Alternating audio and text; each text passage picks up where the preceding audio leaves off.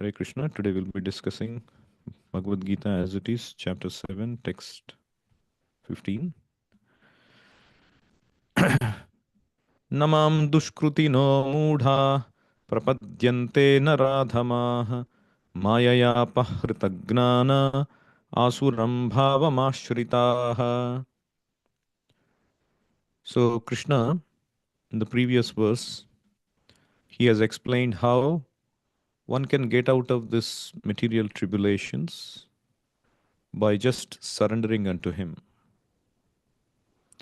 Mameva ye prapadyante mayametam tarantite. But now Krishna says there are certain class of people, they will never surrender. Who are these classes? Namam dushkrutino moodhaha. These classes are categorized overall as dushkrutinaha. Sukruti and dushkruti. Sukruti means pious people. Dushkruti means impious. So Namam dushkrutino or miscreants, Prabhupada writes. So these are all miscreant class of people. They never surrender unto Krishna, and they are further categorized into four subdivisions who never surrendered to Krishna. Namam prapadyante. They are mudhaha, naradhamaha, mayayapahritagna, and asuram bhavamashritaha. Prabhupada translates this as those miscreants who are grossly foolish. They are the mudhas. They are being said as foolish. Then lowest among mankind, naradhamaha, whose knowledge is stolen by illusion, mayayapahritagna, and who partake of the atheistic nature of the demons, asuram bhavam ashritaha, they do not surrender unto me, meaning namam prapadyante. Actually, everybody is desiring mukti or liberation. People may say only some transcendentalists are desiring mukti. No, but actually everybody is desiring mukti. Why? Because everybody is desiring freedom from disease, freedom from poverty, tribulations, problems. That is mukti. They want mukti from all these problems and tribulations. They want a happy life. So everybody is desiring mukti. They don't say it, but they are looking for it. The scientists, they say they are trying to conquer the old age, death, disease. As the day progresses, they will inject the body some tools and chips, which will find out if your sugar level is increasing and will automatically adjust your bodily condition. It will release some hormones. That means they want to negate material nature's problems by their advanced technology. And they did conquer so many diseases. But newer and newer diseases are coming. They have newer and newer technology, but more and more anxiety is increasing. More and more technological problems need to be climbed. So, in other words, man is working more harder than ever, traveling more distances than ever, doing more crazy things than ever. But they are not supposed to solve these problems by this kind of material hard work. They set out to achieve something. Like this man, he was in the group in the middle of competition and he prepared for it so nicely. And he didn't want to mix with people. So he went and separately trained. The competition was who can climb this mountain first and plant the national flag. So it's a very steep mountain. And so he practiced hard, and finally he was ready. And the day came, and they had to start from a different place. They had to come all the way. And by that time itself, people would get tired. And then they have to go up the mountain and plant the flag. So he did all the hard work.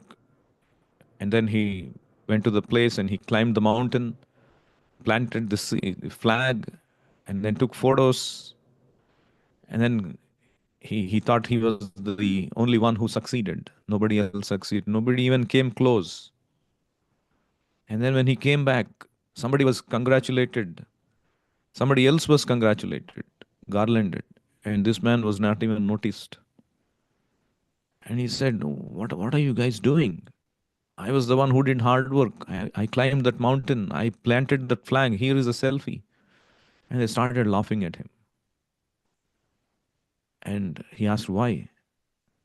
They said, this is the mountain you need to climb. You went and climbed the something else. Who asked you to do that? So, just like this man, his intention was to climb, but he climbed a wrong mountain. So, likewise, our intention is correct to get free of these problems.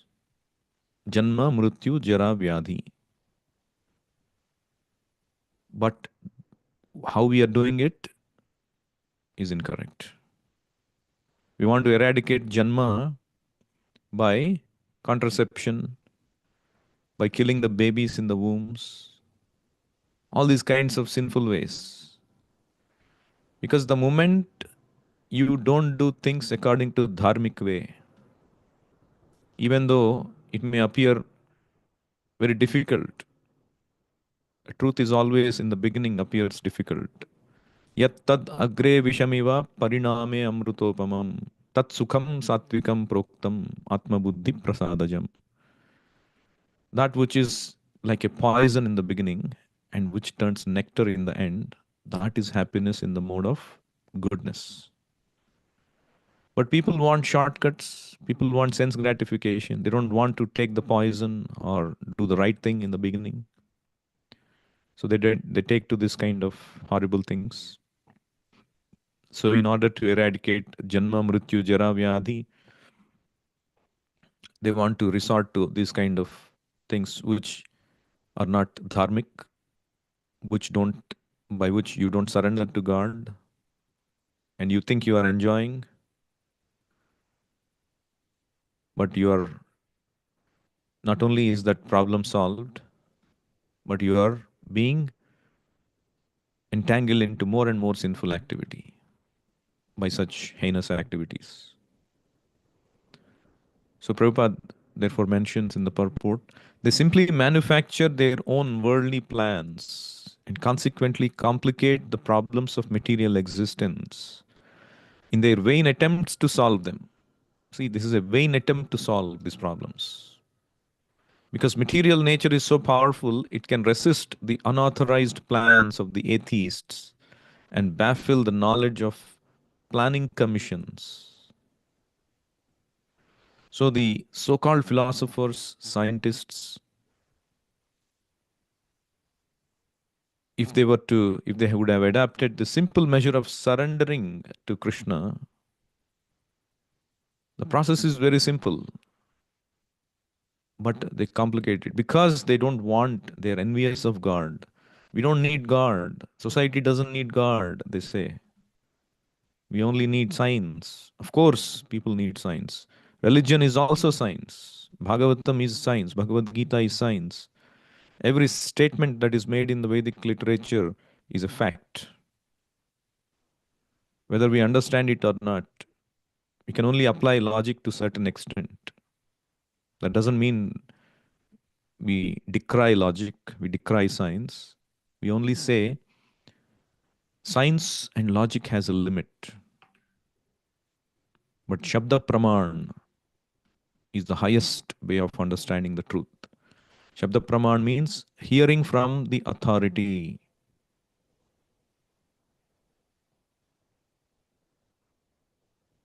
You are not even born when the Father existed, when the Father conceived you.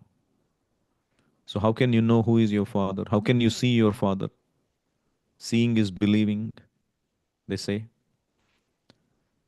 So, logic and science can only go so far. Even if they say, oh, DNA match, we can find out who is my Father. First, you need to get the sample of that person. If the person is dead, how can you know who is your Father? Or can you go on getting the sample of billions of people? So, the only source when things are beyond logic and science is hearing authority, hearing from your mother. That is the greatest science, isn't it? Hearing directly from the person who conceived you through the Father,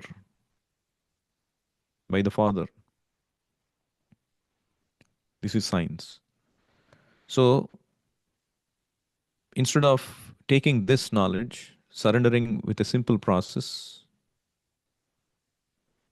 and this has been done by greatest philosophers and Vedic scientists, the acharyas like Ramanujacharya, Madhvacharya, Chaitanya Mahaprabhu.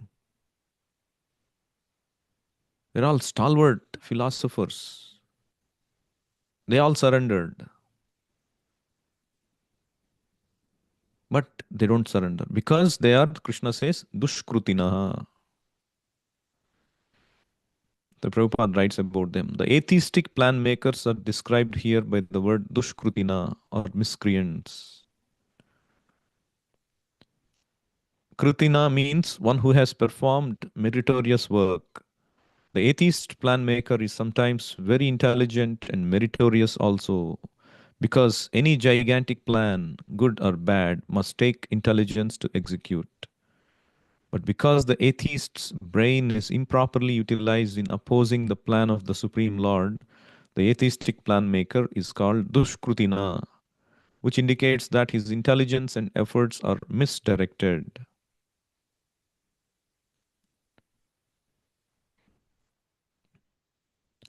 So there was one occasion when Prabhupada, he was talking, he was criticizing this Mayavadi philosophy. There are many such prominent people throughout the world, especially from India, great, great people, worshipped by masses, even though they preach Mayavada. Yato mat, tato pat. However you think, that's how you can go. Oh, there are many paths. You can conclude or you go in any path and you will go to the same destination. You can worship anybody and still reach the same destination. It's all impersonal. Whoever your heart goes to, you can worship and you will attain the same destination. So Prabhupada was calling them out for their foolish philosophy, nonsense philosophy. So one time there were a group of people who were, one of these representatives of this Mayavadis, masses of people who were adoring them. And then he started to scream at Prabhupada, why you're always criticizing? You always criticize so many different people. And then the disciples started to become little agitated. They started to, push him away. But Prabhupada said, no, no, no, don't do that. So he kept on criticizing for 3 or 4 minutes. And they were walking along. And finally, Prabhupada responded, what can we do? We have to train our disciples against all kinds of deviant philosophies. Therefore, sometimes we have to criticize. Krishna also criticizes in the Bhagavad Gita. And then Prabhupada quoted this verse. Namam dushkruti no mudha prapadyante naradhama. Krishna also in this way criticizes people who do not surrender unto him. Therefore, we are just following Krishna.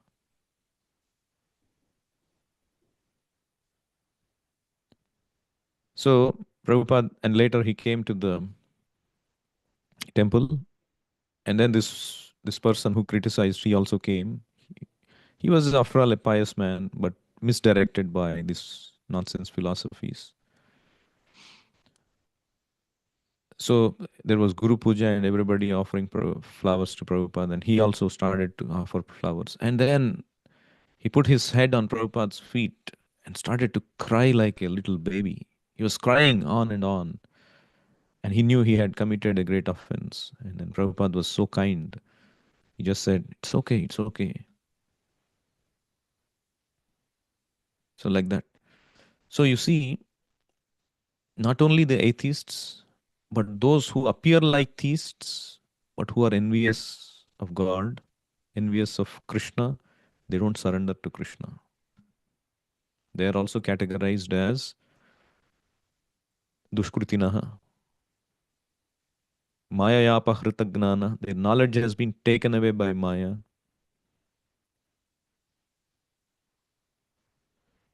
So, like that, the other time, Dr. Patel, he was another pious person who used to accompany Prabhupada during his walks. And then again, Prabhupada would criticize people who are, in the name of knowledge, they deviate people from surrendering to Krishna.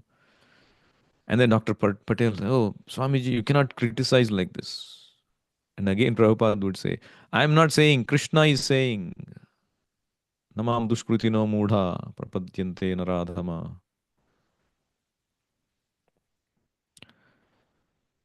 So, of course, Prabhupada, he accomplished many things, and he also created a lot of interesting discussions for us to hear, so that we can hear different perspectives, how people are, and what are the different kinds of people that exist. In the name of spirituality, people misguide. There is so much of nirvishesha and shunyavada throughout the world in the name of spirituality. And Prabhupada explains, Prabhupada exposes these kind of things. And then in the purport, Prabhupada also mentions several interesting things. One is the Gita answers this question very frankly. What is that question? Why these intelligent, hardworking leaders don't adopt this simple method? Bhagavad Gita answers, those who are really learned scholars, leaders, they accept this. Who are these people? Prabhupada quotes Brahma, Shiva, Kapila, Kumaras, Manu, Vyasa, Devala, Asita, Janaka, Prahlada, Bali, and later on Madhvacharya, Ramanujacharya, Sri Chaitanya, and many others, who are faithful philosophers, politicians, educators, scientists. They all surrender to the lotus feet of the Supreme Person, the all powerful authority. Those who are not actually philosophers, scientists, educators, administrators, etc., but who pose themselves as such for material gain, do not accept the plan or path of the Supreme Lord. They have no idea of God. They simply manufacture their own worldly plans and consequently complicate the problems of material existence. So they are not real scientists. They are not real philosophers. They only pose like that. Prabhupada also mentions in Gita, it is clearly mentioned that the material nature works fully under the direction of the Supreme Lord. It has no independent authority. It works as the shadow moves in accordance with the movements of the object. So, the problem with the modern godless thinking, it can be modern or it can be ancient. There are any ancient people who are godless. They think this material nature is independent and I can manipulate it the way I want. Like Hiranyakashipu, he was manipulating this material nature, the demigods. He was exploiting for his enjoyment. For time being, God allows. Just like when Narsimhadev came to kill Hiranyakashipu, for some time, he allowed him to exhibit his power, and he would escape and he would attack the Lord. And people were thinking, the devotees were thinking, Lord Brahma and others were thinking, oh, this man is so powerful. He is even challenging the Lord. The Lord should kill him before the time elapses, otherwise, oh, we'll be in danger. So, like that, sometimes the lion or the tiger, it is in the prey is very well in the grasp, but it lets it play sometime. And when the play is done, it catches. End of the story. So, like that, sometimes people may prosper, people may think that they can get away with their godless philosophies or godless exploitation of this nature. They think they have figured out everything. But actually, material nature works as a shadow. Chayeva yasya bhuvanani vibharti durga. Srishti sthiti pralaya sadhana shakti reka. Chayeva yasya bhuvanani vibharti durga. इच्छानुरूपमपि यस्य च चेष्टते सा गोविन्दमादिपुरुषं तमहं भजामि. So she is working, Durga Devi, the master of this material energy, she is working like a chaya, like a shadow. Ichhanurupam, as per the desire of Krishna. Krishna also says, Mayadhyakshena prakritihi suyate. By my command, by my superintendence, this material nature is working. And when Krishna orders, material nature can release that grip. A simple example Prabhupada gives. Say, let's say somebody is jailed. He's ordered to be jailed. He's punished in the jail. But the president can grant immunity, release, isn't it? At least I know the US president can do that. He's released not only this president, but many presidents prior. They have released many candidates using their power. So, if it can be done in an ordinary country in this material world, then what to speak of the Supreme Lord? He is the one firmly in charge of the material nature. The material nature is subservient to the Lord, not to the will of, like Prabhupada writes here. Under illusion and modes of passion and ignorance, all his plans, all these materialistic people, their plans are baffled, as in the case of Hiranyakashipu and Ravana, whose plans were smashed to dust, although they were both materially learned as scientists, philosophers, administrators, and educators. These Dushkritinas or miscreants are four different patterns. And then Prabhupada explains these four patterns one by one. One is the mudhas. Mudha means, like, for example, I saw a cartoon of a donkey walking with, a stick protruded in front and a carrot hanging.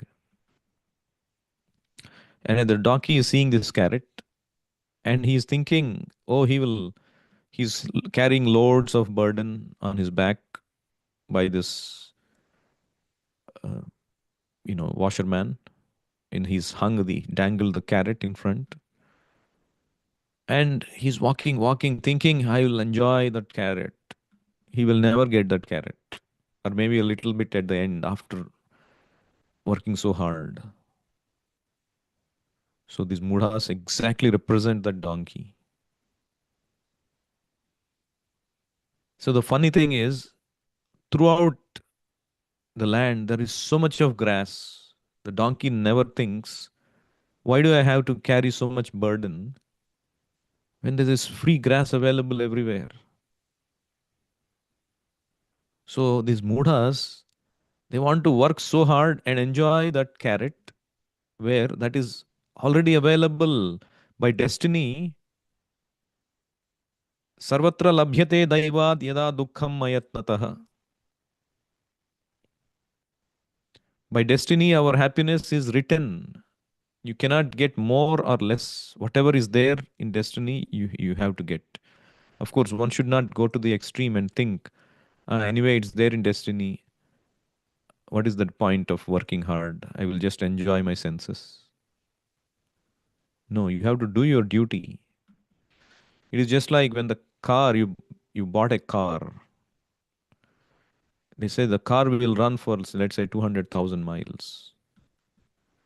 Anyway, they said 200,000 miles, let me drive however I want. Let me not service it. Let me abuse it. Let me rashly drive it. The car will fall apart. So you have to do your duty of maintaining the car, clean the car, service the car, and importantly, use the car to go to your destination. So that is also not correct. That anyway, it is destined, let me not do my duty. You have to do your duty. But don't over endeavor it. Think that by working hard, I can get more happiness. This is like the donkey thinking. So those are called mudhas. They don't want to surrender to God and take that prasadam happiness. Whatever God bestows, you be happy with it. Do your simple duty, whatever is in the occupation you are in.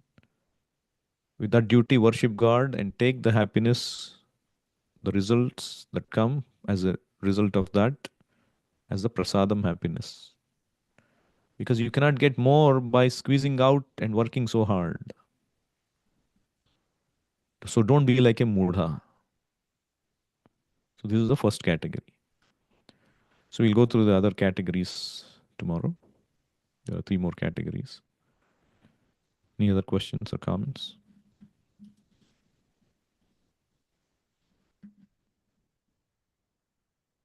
Yes, Mataji. Hare Krishna Prabhuji, Sadak Pranam, all glories to Srila Prabhupada. Prabhuji, in today's class, I have a question.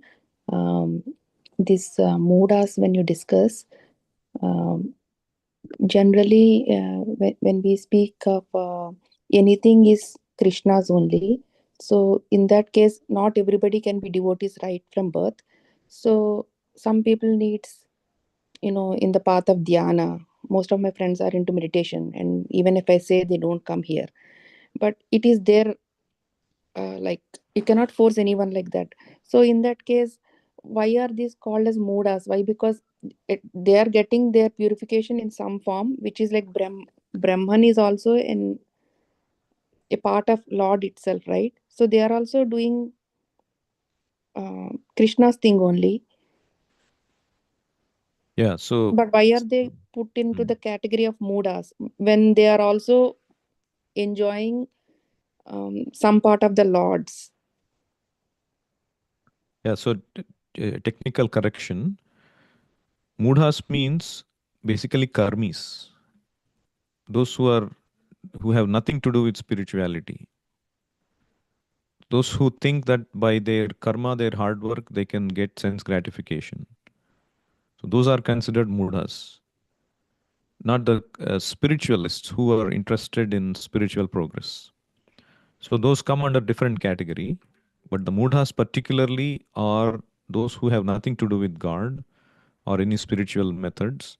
They just think by working hard, I will enjoy my senses. That's all. Maybe I am using the wrong word then.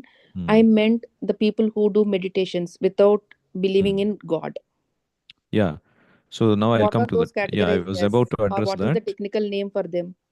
Yeah. So those, if they are unaware of Krishna, genuinely unaware of Krishna, they are called Brahmavadis. Brahmavadi means they think that ultimately everything is impersonal. And they are on the progression. As Krishna says, God can be realized in three stages. The lower stage is to understand God is impersonal. The next higher stage is to understand Him as Paramatma in the heart. And even higher is to understand ultimately God is a person and he is Krishna and or Vishnu, his expansions, and surrender to that person. So these are the three progressive stages. So those who believe in Brahman, ultimately only Brahman exists impersonal, they're called Brahmavadis. Like Shukadeva Goswami, the Kumaras, they were said to be Brahmavadis because they did not understand the higher aspects of Paramatma and Bhagavan.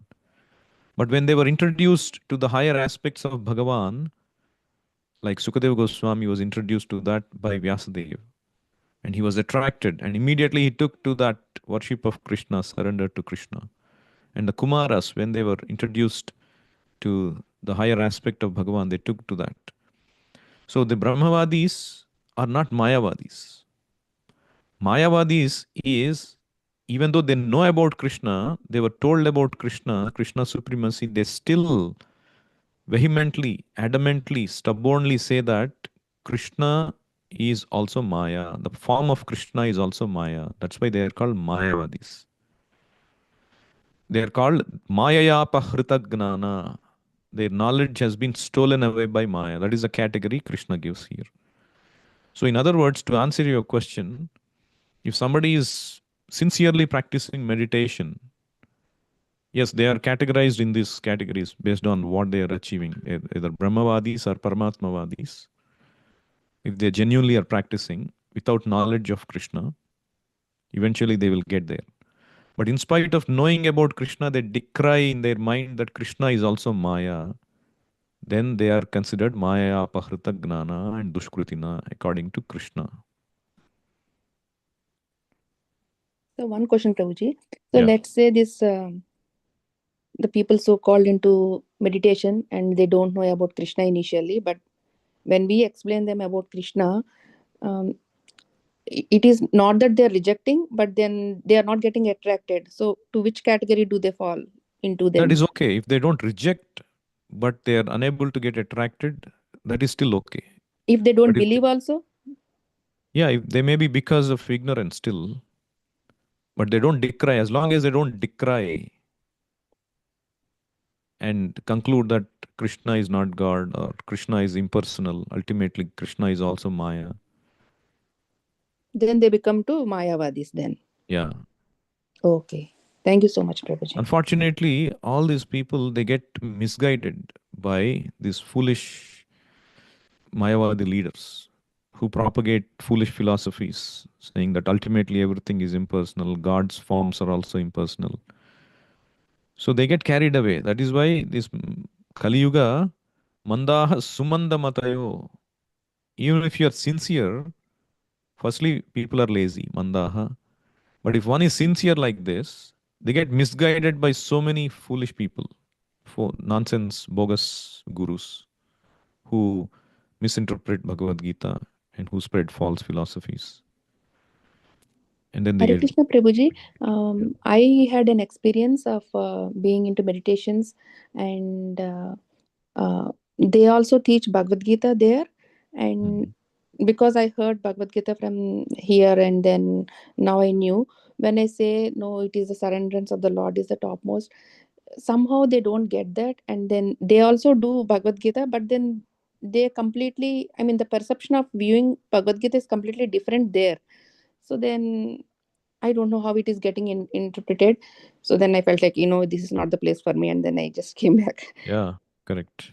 Because that is why Prabhupada chose to write But the it is Bhagavad great. Gita It is as, like famous institutions. If I don't want to name the yeah, organizations, but yeah, it is I like know, worldwide. And I know. And that is why Prabhupada, he calls them out for their bluff and called his book as Bhagavad Gita as it is, Mhm. what Krishna wanted to teach Arjuna. And it's not that they are not practicing sincerely. They are all like great meditators and then practicing whatever is being taught according Yeah, to their things, according to Bhagavad Gita. They are like Astavakra series. They are doing all those things. yeah. That is why Mayaya Pahrita Gnana. Their knowledge is stolen by Maya, illusion. Mm. So staying away is best idea for us, Of Prabhuji. course, of course. Okay. Yes. Thank you so much, Prabhuji. Hare Hare Krishna. Krishna. Thank you. Thank you. Bhagavad Gita as it is की जाए, शीला प्रभुपाद की जाए, निताय गौर प्रेमानंदे, हरि हरि बोल। हरे कृष्ण।